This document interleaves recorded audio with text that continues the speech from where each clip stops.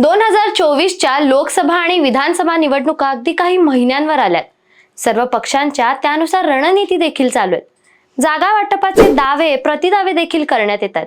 मात्र यावेळी निवडणुकीच्या रणधुमाळीचा गोंधळ हा मागच्या काही निवडणुकांपेक्षा अजूनच किचकट असणार आहे. यामागचं महत्त्वाचं कारण म्हणजे शिवसेना आणि राष्ट्रवादी काँग्रेस या राज्यातल्या दोन प्रमुख पक्षांमध्ये पडलेली फूट. या दोन फुटींमुळे राज्यातली राजकीय गणितं देखील मोठ्या प्रमाणात बदलली आहेत. त्यामुळे जर जागा वाटप आणि इतर गोष्टी विचारात घेताना फुटीनंतर कोणत्या भागात कोणत्या पक्षाची किती ताकद आहे, नेमका कोणता आमदार कोणाच्या बाजूने आहे, राज्याच्या राजकारणात सध्या स्थितीत कोणाची विभागनिहाय ताकद किती आहे, हेच आपण पुढच्या काही व्हिडिओमधून जाणून घेणार आहोत. सुरुवात करूया कोकणापासून. मुंबईचा आकार आणि राजकीय महत्त्व पाहता आपण मुंबईचा एक वेगळा व्हिडिओ बनवूया. म्हणून सध्या आपण मुंबई सोडून कोकणात पक्षनिहाय ताकद पाहूयात.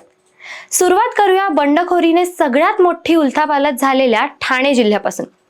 ठाणे जिल्ह्यात विधानसभेचे 18 मतदारसंघ आहेत. ठाणे जिल्हा हा अगदी मागच्या 2 निवडणुकीपर्यंत शिवसेनेचा बालेकिल्ला होता.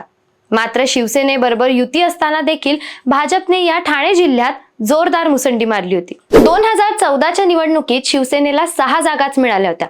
भाजपने 7 जागांवर यश मिळवलं होतं. भाजपने हा आलेख 2019 मध्ये देखील कायम ठेवला. त्यात एकनाथ शिंदेची बंडखोरीने शिवसेना 2 भागातच विभागली गेल्याचं चित्र दिसतंय.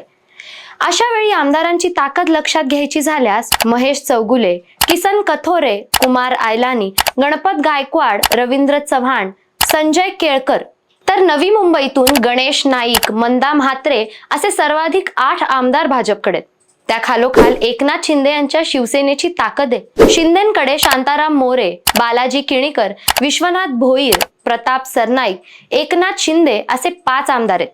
उद्धव ठाकरे गटाकडे जिल्ह्यात एकही आमदार शिल्लक नाहीये. तर राष्ट्रवादीचा विचार करायचा झाल्यास जितेंद्र आव्हाड शरद पवारांकडे आणि दौलत दरोडा अजित पवारांकडे असा सामना 1-1 ने टाय आहे.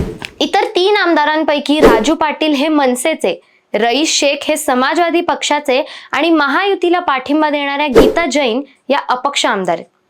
खासदारकीचा विचार करायचा झाल्यास ठाण्याचे राजन विचारे हे उद्धव ठाकरे गटाकडे, तर श्रीकांत शिंदे यांच्या माध्यमातून शिंदे गटाकडे देखील खासदारकीची एक जागा आहे.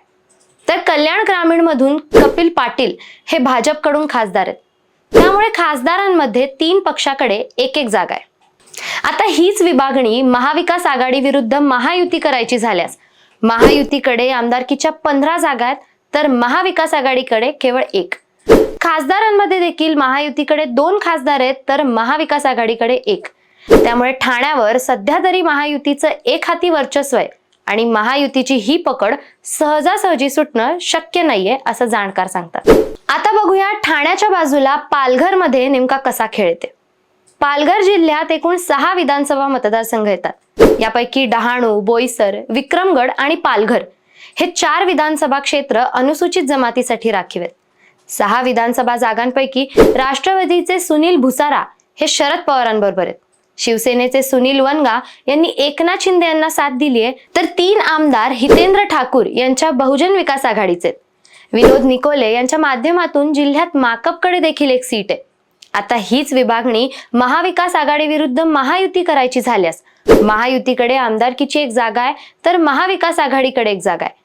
जिल्ह्यातील एकमेव खासदार राजेंद्र गावित हे शिंदे गटाकडे असल्याने ती जागा महायुतीकडे. थोडक्यात पालघरमध्ये आघाडी युतीची संमिश्र ताकद दिसतेय. त्यात पालघरचं राजकारण हे बऱ्यापैकी ठाण्यातून चालवलं जात असल्याने येत्या काळात महायुती पालघरमध्ये मुसंडी मारण्याची शक्यता असल्याचं जाणकार सांगतात. बाजूला रायगडमध्ये मात्र विभागणी संमिश्र नाहीये.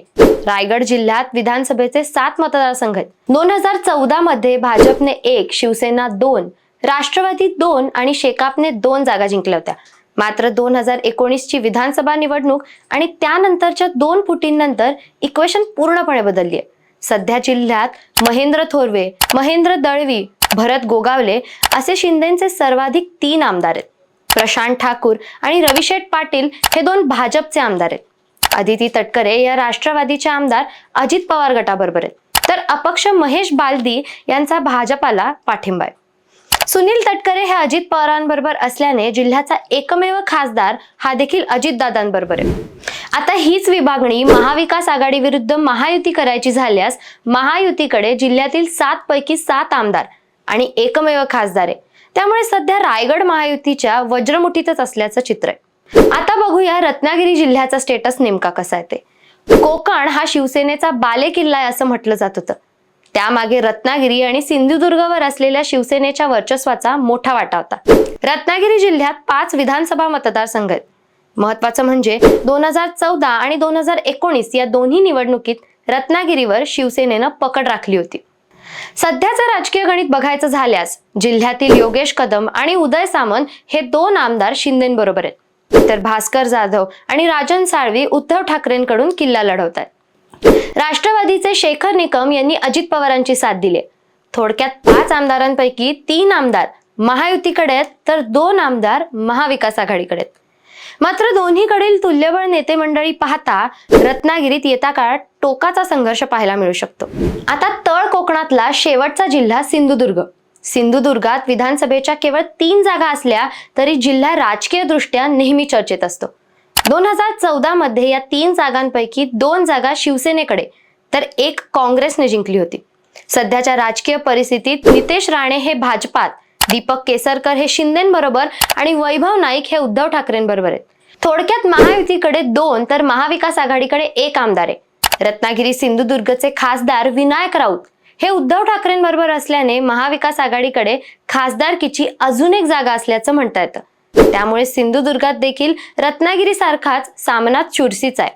आता एकूण कोकण विभागाचा विचार केल्यास एकूण 40 विधानसभा जागांपैकी सद्यस्थितीत महायुतीकडे 28 जागा आहेत, तर महाविकास आघाडीकडे 5 जागा आणि इतर पक्षांकडे 6 जागा आहेत. खासदारकीच्या 6 जागांपैकी 4 जागा महायुतीकडे तर 2 जागा महाविकास आघाडीकडे आहेत.